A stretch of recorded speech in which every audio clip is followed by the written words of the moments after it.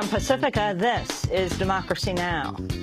We're going to do everything we can to work together to confront and disrupt al-Qaeda in the Islamic Maghreb. We're going to be working with our friends and partners in North Africa.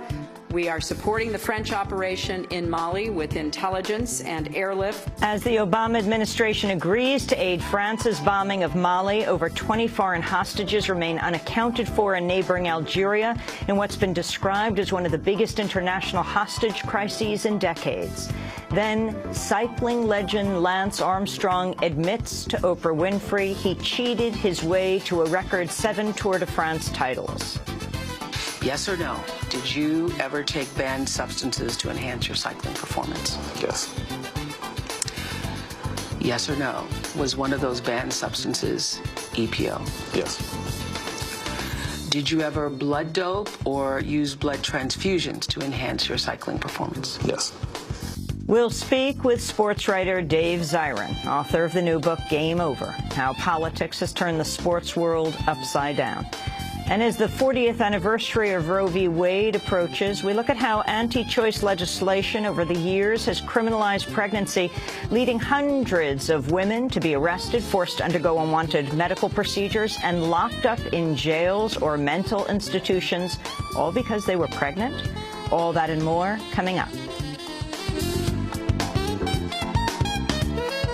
Welcome to Democracy Now!, democracynow.org, The War and Peace Report. I'm Amy Goodman. At least 22 foreign hostages remain unaccounted for in Algeria in what's been described as one of the biggest international hostage crises in decades. On Thursday, Algerian forces stormed a gas complex in the Sahara Desert to free hundreds of workers who've been taken hostage. Militants opposed to French military intervention in neighboring Mali had seized the facility Wednesday. In a statement carried by Mauritanian media, the hostage takers said, quote, "We hold the Algerian government and the French government and the countries of the hostages fully responsible if our demands are not met, and it is up to them to stop the brutal aggression against our people in Mali." It remains unclear how many people died in Thursday's raid, but estimates of the foreign casualties range from 4 to 35. A number of captives were reportedly freed in the offensive. The United States, Britain, and Japan were not warned of the Algerian attack, even though their citizens were among those captured. Britain said Friday the operation in Algeria is still ongoing and reiterated an earlier claim by Prime Minister David Cameron that the news may be dire. Cameron made the remarks late Thursday. Face a very bad situation at this BP gas compound in Algeria. A number of British citizens have been taken hostage. Already we know of one who has died. The Algerian armed forces have now attacked this compound. It is a very dangerous, a very uncertain, a very fluid situation, and I think we have to prepare ourselves for the possibility of bad news ahead. We'll have more on developments in Algeria and Mali after headlines. The United States ramped up its involvement in Mali's conflict Thursday amidst the hostage crisis, crafting plans to use its cargo planes for shuttling French troops and equipment. Regional forces from West Africa are joining the armed conflict against rebels who've occupied much of Mali's north since March. The European Union, meanwhile, is planning to send about 500 soldiers and security forces to Mali for a 15-month training mission. EU foreign ministers approved the plan, selected a French general to lead the mission during a special meeting Thursday in Brussels. After the meeting, French Foreign Minister Laurent Fabius said France had European support for its military efforts in the former French colony. All the EU countries have expressed their solidarity, both with Mali and with France's intervention. All my colleagues, without exception, have highlighted that they fully support France's actions, and they are all thankful that France reacted so quickly. To quote the remarks of one of them, "Without France, there would have been no Mali." Mali gained independence from France in 1960. More than 100 people have reportedly been shot, stabbed, or potentially burned to death during a massacre by government-aligned forces in the Syrian city of Homs. The attack in a poor area near the city's edge killed 106 people, some of them children, according to the Britain-based Syrian Observatory for Human Rights.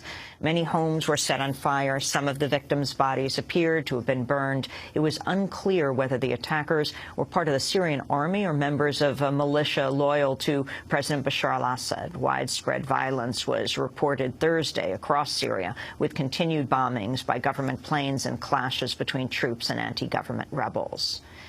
The Obama administration's continuing its push to rally support for a sweeping plan to address gun violence. On Thursday, Vice President Joe Biden called for action before hundreds of U.S. mayors gathered in Washington, D.C. for an annual meeting. In his address, Biden referenced the shooting rampage in Newtown, Connecticut that claimed the lives of 20 children, 6 school staff, and the shooter's mother. We have to do something. We have to act. And I hope we all agree there's a need to respond to the carnage on our streets and in our schools. I hope we all agree that mass shootings like the ones that we witnessed in Newtown 34 days ago cannot continue to be tolerated.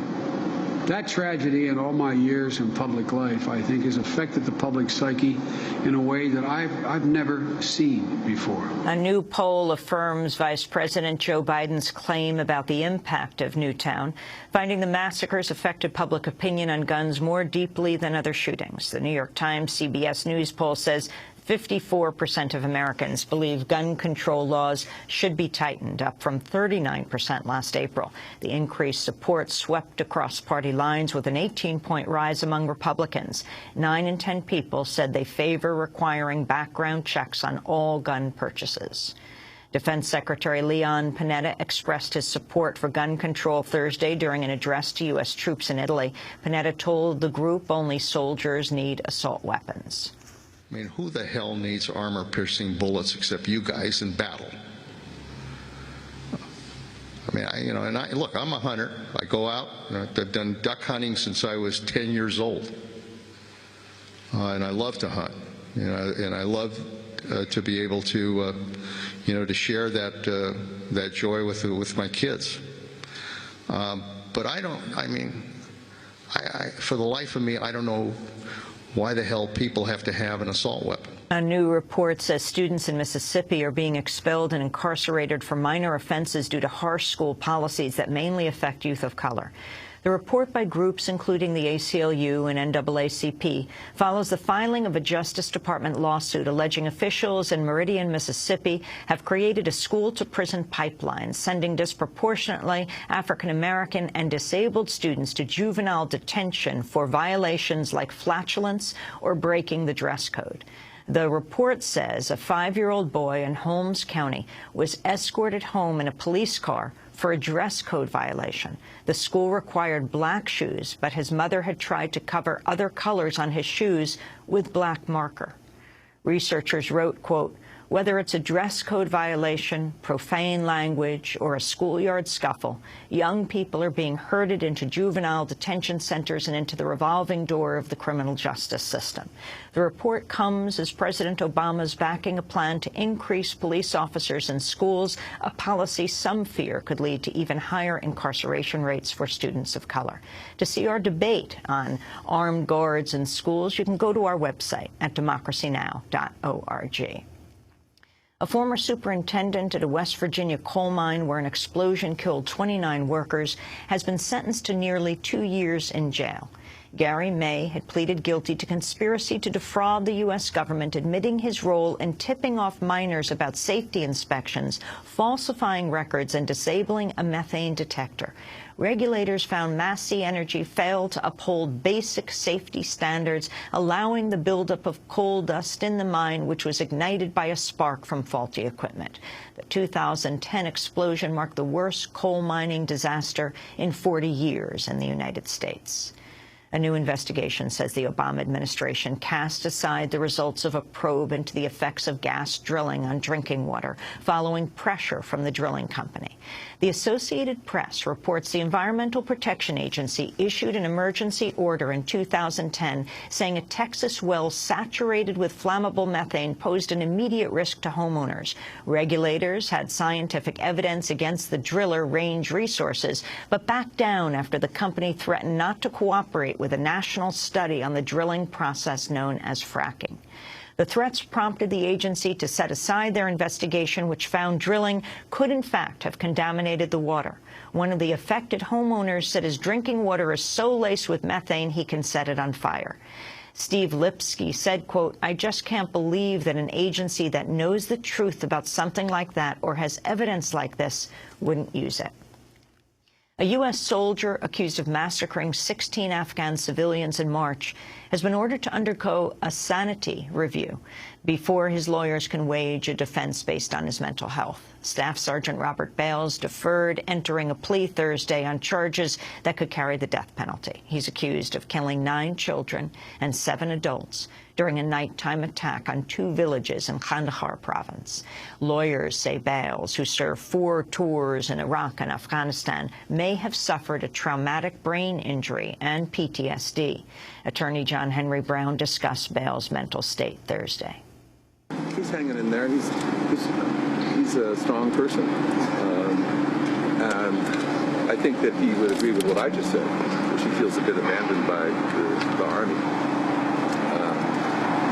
But other than that, I think he's holding up. What is he told? A U.S. Marine, meanwhile, is facing a likely demotion in rank after pleading guilty to urinating on the corpse of a man in Afghanistan. Staff Sergeant Edward Deptola was charged after a video emerged in July 2011 showing U.S. soldiers urinating on dead Afghans. Deptola admitted he failed to supervise other Marines, saying, quote, "I was in a position to stop it, and I did not." He was spared from harsher penalties, including a possible 6 months in jail, after reaching a plea deal with military prosecutors.